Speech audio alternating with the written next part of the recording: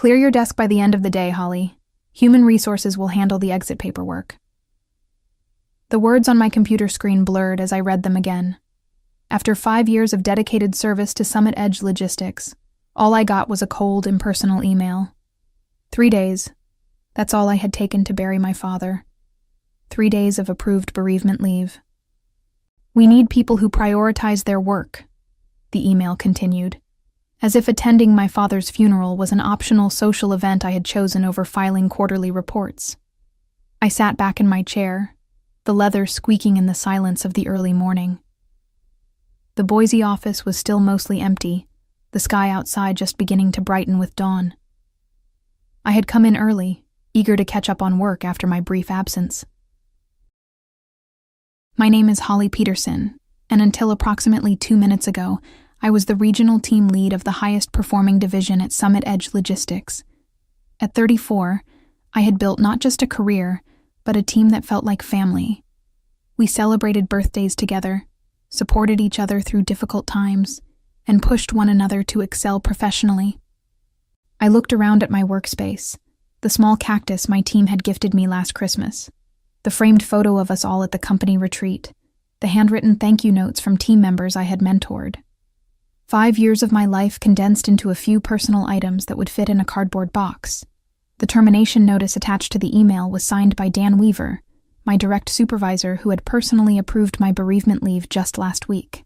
Failure to maintain adequate presence during critical operational periods, it read. My father's death apparently fell during one of these undefined critical periods. I didn't cry. I didn't slam my fist on the desk or storm into Dan's office demanding an explanation. Instead, I pulled out my phone and took a photograph of the email, then forwarded it to my personal account. Then I shut down my computer, stood up, and began methodically packing my things. By the time other employees started trickling in, my desk was half cleared. Tanya from accounting was the first to notice. "Holly, what's happening?" she asked, her eyes widening at the sight of my box. "I've been let go," I replied simply. "What? Why?" Apparently taking approved bereavement leave to bury my father wasn't showing proper priority for my work. Tanya's face transformed from confusion to outrage. "That's not right. Have you talked to Paula? The regional manager should know about this." "No," I said, carefully wrapping my cactus in newspaper. "I'm not going to fight it, but I won't forget it either." When you work closely with people for years, you learn to read their expressions. As I continued packing, more of my team members arrived. Jason was the first of my direct reports to hear the news, his usual cheerful grin vanishing instantly. "This is bull," he started, but I cut him off with a small shake of my head. "It's done, Jason. Dan made his decision." "But we just finished the Newbrook merger last month. Profits are up 18% this quarter because of your planning." I smiled sadly. Apparently that wasn't enough. By 9:30, all 7 of my core team members had gathered around my desk in silent solidarity. Ethan, our logistics specialist who rarely showed emotion, looked like he might punch a wall. Veronica, our client relations manager, was openly crying. Behind them stood Michael, Luis, Diane, Gabriella, and Kayla, each with expressions ranging from disbelief to fury. "You can't leave," Veronica insisted. "The Wilson account renewal is next week. The Hernandez shipping contract is in negotiations. None of us knows the system like you do." I finished taping up my box. Dan should have thought of that before he fired me for attending my father's funeral. The severity of what I'd just said hung in the air. My father, gone just a week ago. The funeral soil still fresh. And now this betrayal from a company I had poured my soul into. "I need everyone back at their desks," came a sharp voice from behind us. Dan Weaver stood there, arms crossed, his thin face set in a disapproving frown. "We have deadlines to meet." No one moved. "Now," he added, his voice rising slightly. After a long moment, my team dispersed, each giving me a meaningful look as they returned to their workstations. Dan approached me, lowering his voice. "This could have been handled with more discretion if you'd waited until the end of the day to pack up." I met his gaze steadily. "Like the discretion you showed in firing me via email after approving my bereavement leave?" His jaw tightened. "Business needs change rapidly. Summit Edge needs people who understand that priorities shift. Your father's passing was unfortunate, but don't," I warned, my voice deadly quiet. "Don't finish that sentence, Dan." For a moment, something like uncertainty flickered across his face. Then he straightened, adjusting his tie. "Human Resources is expecting you. Please don't make this more difficult than it needs to be." I picked up my box. "Don't worry, I won't make a scene. But remember this moment, Dan. You might find it important later." The Human Resources office was clinical. White walls, minimal decoration, and Barbara Kent's sympathetic but practiced expression.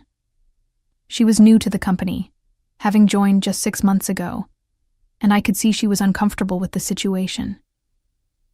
"I'm sorry about this, Holly," she said, sliding separation papers across her desk. "And I'm very sorry about your father." "Thank you," I replied, scanning the documents. Standard severance, 2 weeks' pay, a non-disparagement clause. A reminder of my non-compete agreement, which prohibited me from working for direct competitors for 6 months.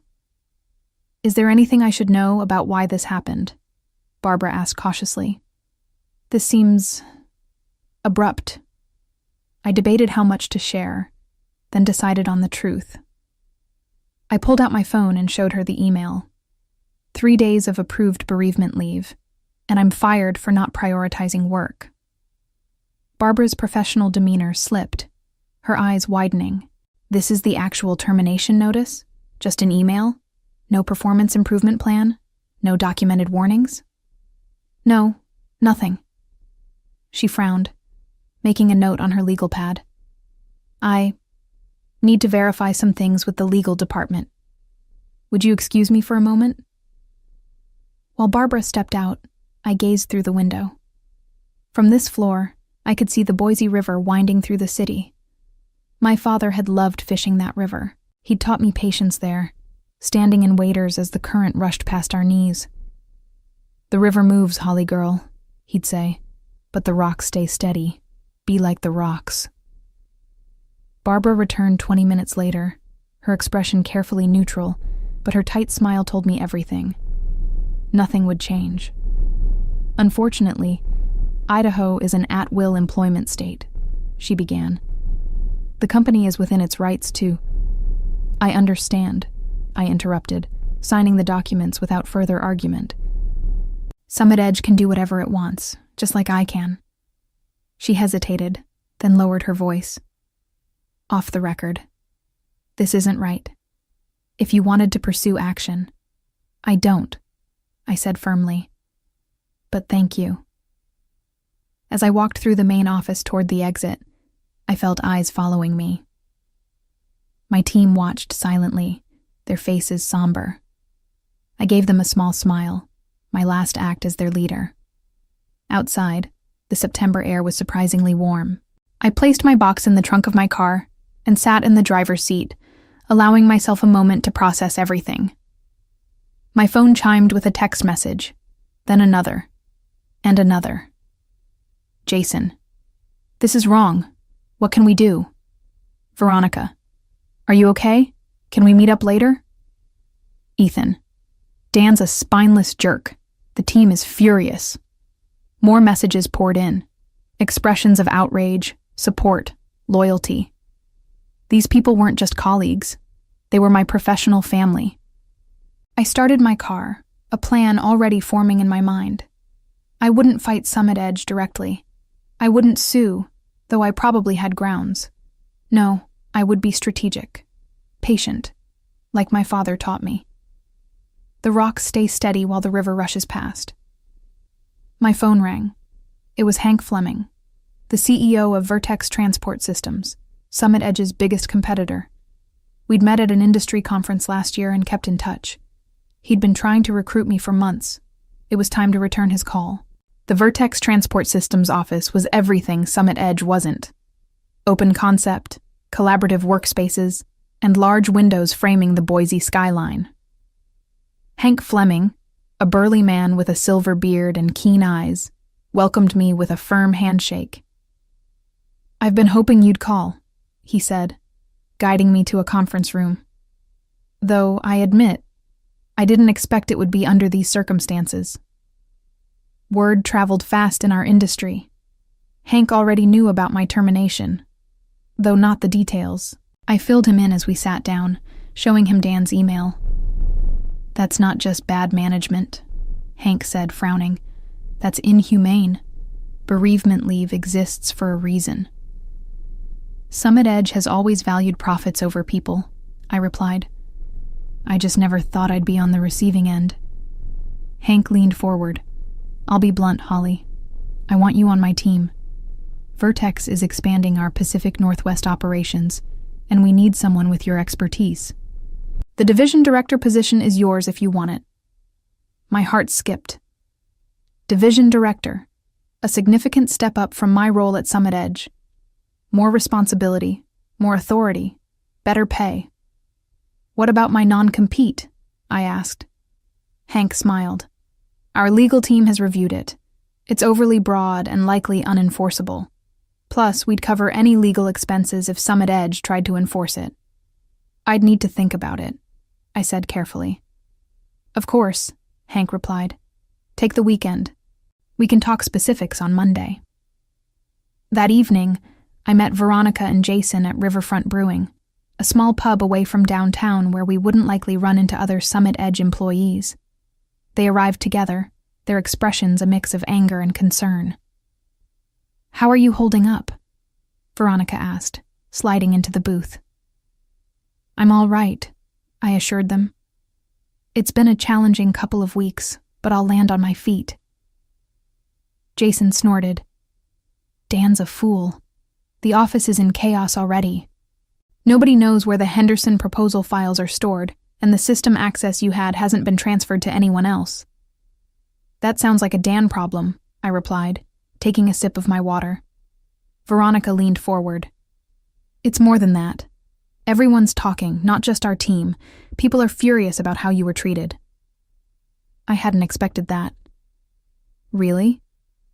"You were respected, Holly," Jason said. "Not just by us. The way Dan handled this. People are scared now. If they do this to you, their star team lead, what would they do to anyone else?" Veronica nodded. "Paula's been asking questions. The regional manager looks worried." "Good," I said simply.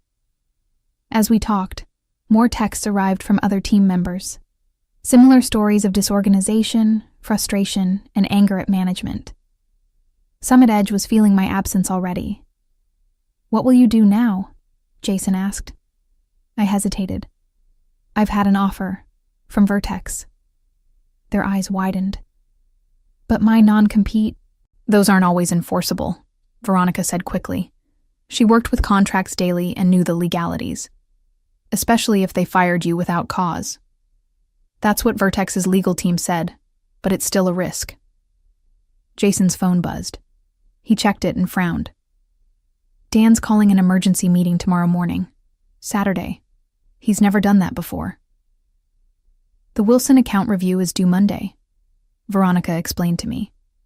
"Nobody can find your analysis files." I smiled slightly. Those files were properly stored on the company server, but my particular organizational system wasn't immediately obvious to others. I hadn't anticipated this would become an issue, but I couldn't deny feeling a flicker of satisfaction. "I should get going," I said, gathering my purse. "Early appointment tomorrow." As I stood to leave, Jason caught my eye. "Holly, if you did go to Vertex, hypothetically speaking, would they be hiring?" I paused, studying their faces. "Hypothetically, yes, they're expanding rapidly." The look that passed between Jason and Veronica told me everything. Saturday morning, I met with Vincent Torres, an employment lawyer recommended by a friend. His office was small but elegant, with diplomas from prestigious universities adorning the walls.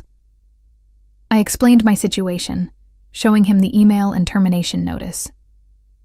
"This is textbook wrongful termination," Vincent said, removing his glasses.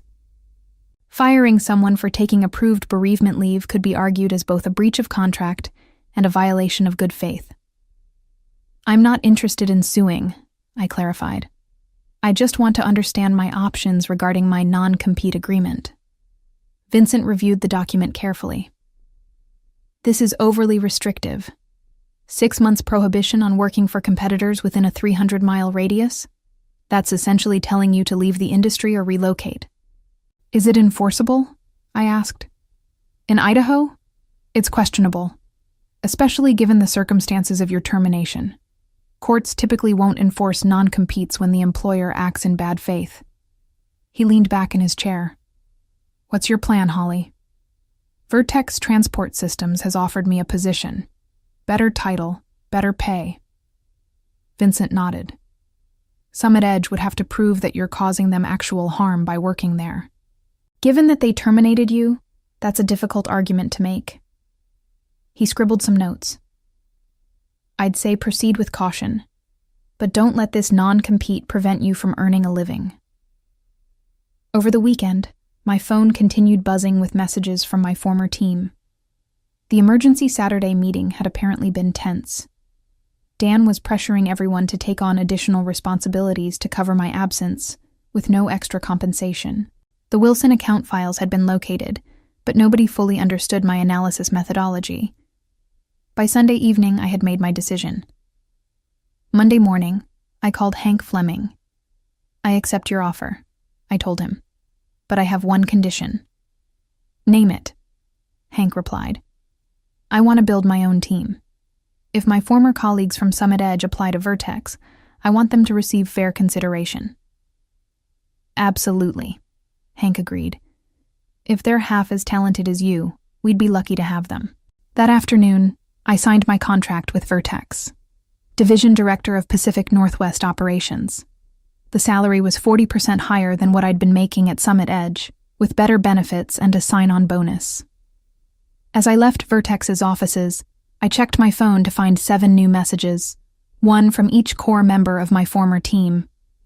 They all wanted to meet for coffee. Privately. Tuesday morning, I sat at a quiet corner table in a small coffee shop downtown, waiting. Jason arrived first, then Veronica. One by one, Ethan, Luis, Diane, Gabriella, and Kayla joined us until we filled 2 tables pulled together. "Summit Edge is imploding," Ethan said without preamble. "Dan's micromanaging everyone, Paul is breathing down his neck, and clients are asking questions." "The Wilson account is threatening to pull out," Veronica added. "They wanted to know why you weren't handling their renewal." I sipped my coffee, listening as each shared similar stories of chaos and frustration. "We heard you've accepted a position at Vertex," Jason finally said. The others grew quiet, watching me intently. "News travels fast," I observed. "We want to come with you," Veronica stated firmly. The others nodded in agreement.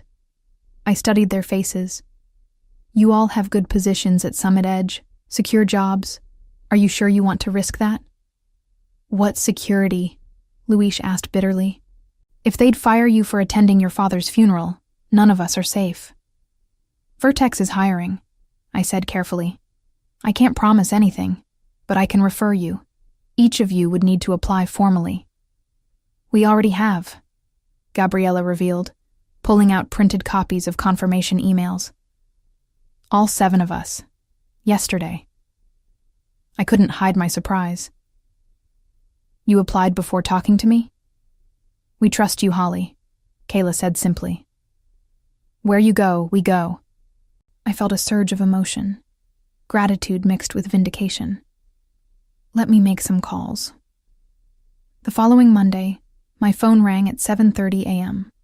The caller ID displayed Paula McCormick, Summit Edge's regional manager. "Holly?"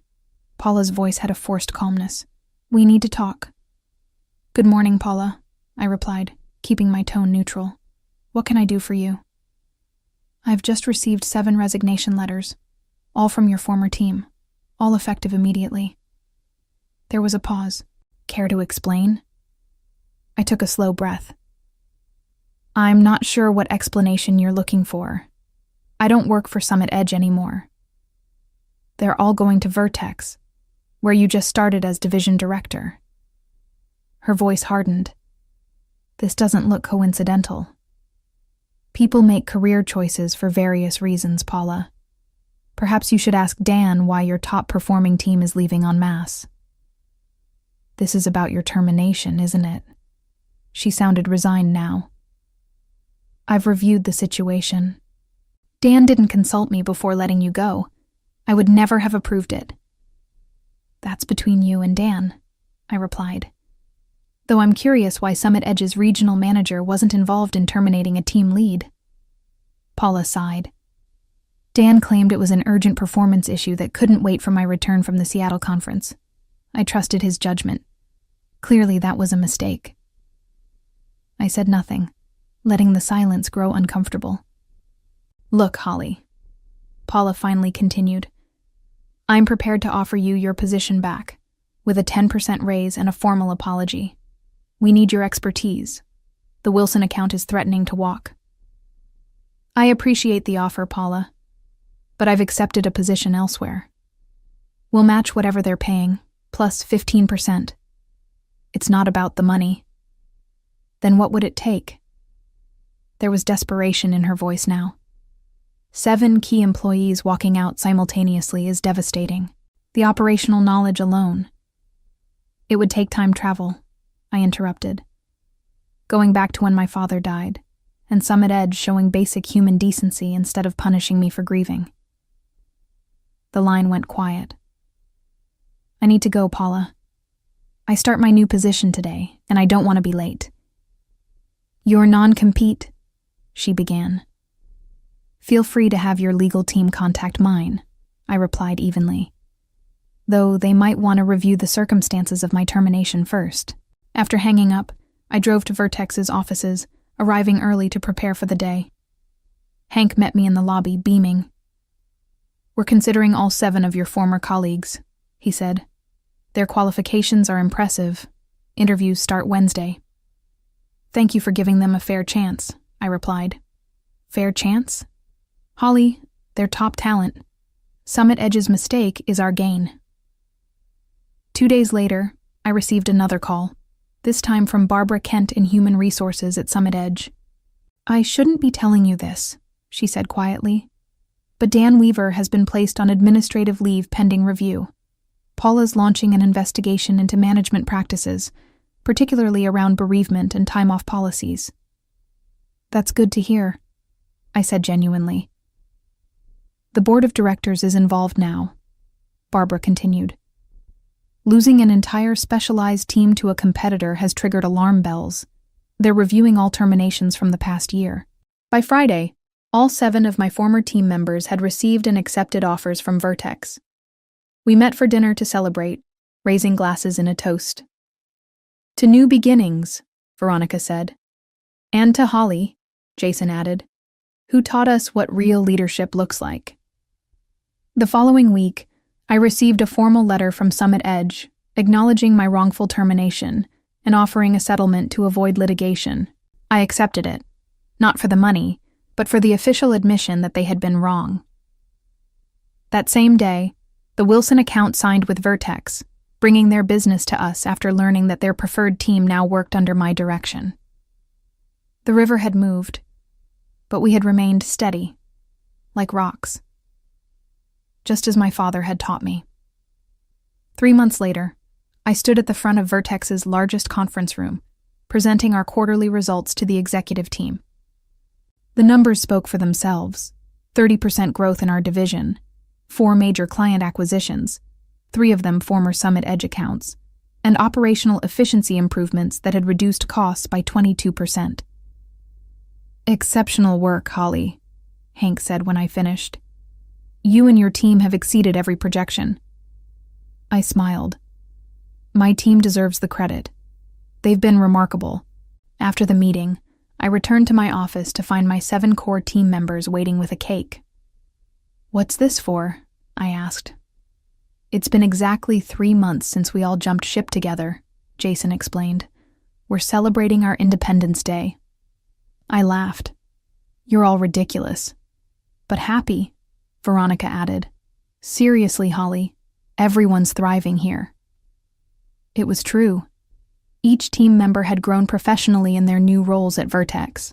They had more autonomy, better resources, and were finally receiving recognition for their contributions. Most importantly, they were valued as people, not just productivity machines. My phone buzzed with a news alert. Summit Edge Logistics announces restructuring amid client exodus. I showed it to the group. "I heard they lost the Hernandez contract last week," Ethan said, cutting cake slices. "That's 20% of their Pacific Northwest revenue." "Dan's gone," Luis added. "Cleared out his office Friday. Paula's trying to save what's left, but..." I felt no pleasure in Summit Edge's struggles, only a sense of justice. The company wasn't failing because we had left. It was failing because its leadership had created a culture where employees were disposable, where attending a father's funeral was considered a lack of commitment. To Summit Edge, I raised my water glass. May they learn that a company is only as strong as how they treat their people. And to Holly, Gabriella added, who showed us we deserved better.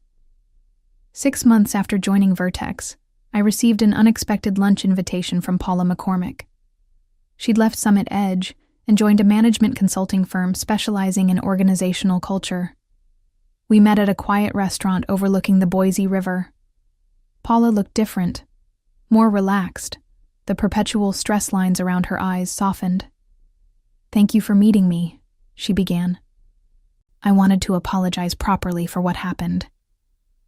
"You weren't directly responsible," I reminded her.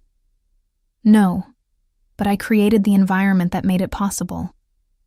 She sighed. "After you and your team left, everything unraveled.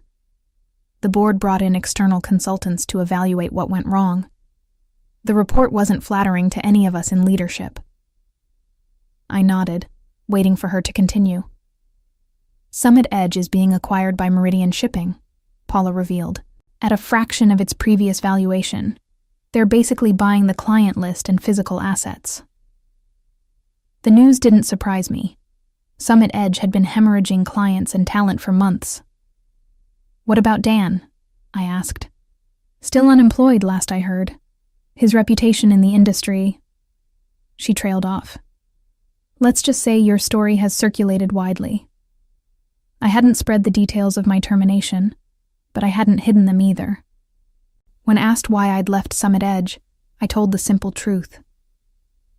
"I've learned a valuable lesson from all this," Paula continued. "Now I'm helping other companies avoid the same mistakes." As we finished lunch, Paula asked the question I sensed had been on her mind all along. Was it worth it? Walking away quietly instead of fighting? I thought about my team at Vertex, thriving, motivated, and treated with respect. I thought about the clients who had followed us, who now received better service. I thought about my father, who had taught me that sometimes the strongest response isn't the loudest. "Yes," I replied simply. "The results speak for themselves." 1 year after that fateful email that had changed the course of my career, Vertex named me Executive Vice President of Operations for the entire Northwest region. My division had become the company's crown jewel, efficient, innovative, and boasting the highest employee satisfaction scores in the organization. Each of my 7 team members had been promoted as well. Jason now led his own division. Veronica had transformed our client relations approach and earned recognition throughout the industry. The others had similarly distinguished themselves, their talents finally receiving the appreciation they deserved. On the anniversary of my termination from Summit Edge, I received a small package in the mail. Inside was my old cactus plant, now slightly larger but still thriving, with a note from Barbara Kent. "Rescued this from your desk. Thought you might want it back now. Summit Edge closes for good next week." I placed the cactus on my windowsill, where it would get plenty of sunlight. Like me, it had survived being discarded and found a better place to grow. That evening, I drove to the Boise River and stood on the bank where my father and I used to fish. The water flowed steadily around the rocks, just as it always had.